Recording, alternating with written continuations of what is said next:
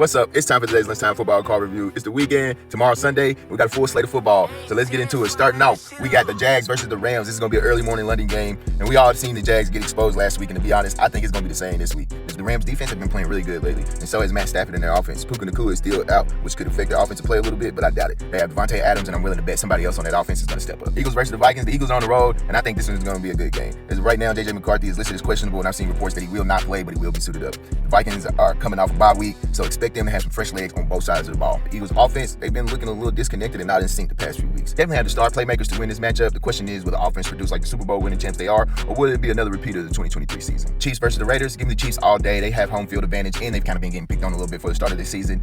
This Raiders team is the perfect team to get back the confidence on. It just not looked as good as you thought they would have. The defense is there, but the offense just hasn't been producing like you would think. I'm rolling with the Chiefs. Dolphins versus the Browns. Well, it's no surprise. If you've been keeping up with football, both of these teams' head coaches are on hot seats. I really like the way Miami's offense has been playing so far this season. The defense just hasn't been it for me. Miami has been in too many close games this season. They give themselves a chance, but then they kick themselves in the butt. I think tomorrow's going to be a lot different. The offense has been trending in a positive direction these past few weeks, and as long as they can protect Tua from Myles Garrett, they'll be in good shape. I think Miami has a strong chance of beating the Browns with their speed and through the air. I just have no faith in the Browns offense. Give me the Dolphins. Patriots versus the Titans. The Titans, they got home field advantage, but the way Drake May and the Patriots have been playing, I got my money on them all day. The Titans offense just still needs time to develop Cam Ward and build some chemistry. Patriots will have to watch out for Tennessee's defense, who could be streaky at times. If they can protect Drake May and limit turnovers, and for the love of God, have no running backs fumble the ball this week, the Patriots will definitely win this one.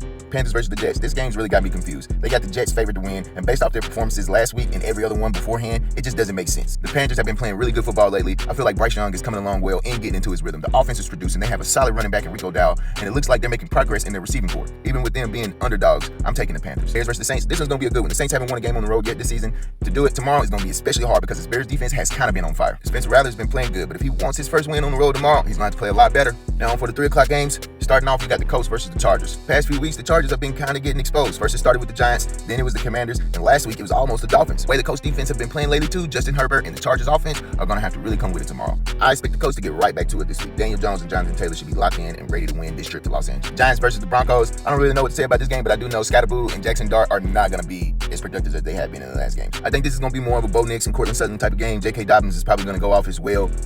Give me the Broncos all day. You got the Commanders versus the Cowboys. This is going to be a divisional matchup that I think could go either way. Looks like the Cowboys, they got back CeeDee Lamb, which really is going to increase their offensive production. Time of this video, it looks like Deebo Samuels and Zach Ertz are still listed as questionable, and Terry McLaurin, he is out again for this week. If the Cowboys defense show up this game, I can actually see them winning this divisional matchup. It's the Cardinals versus the Packers, and I'm riding with the Packers all day. I don't really think the Cardinals is going to have a chance, but it all depends on which Green Bay Packers team is going to show up on offense. Our Sunday night game is going to be the Falcons versus the 49ers. And the only thing I got to say about this one is if you've seen how that boy Michael Penix Jr. played last week against the Bills,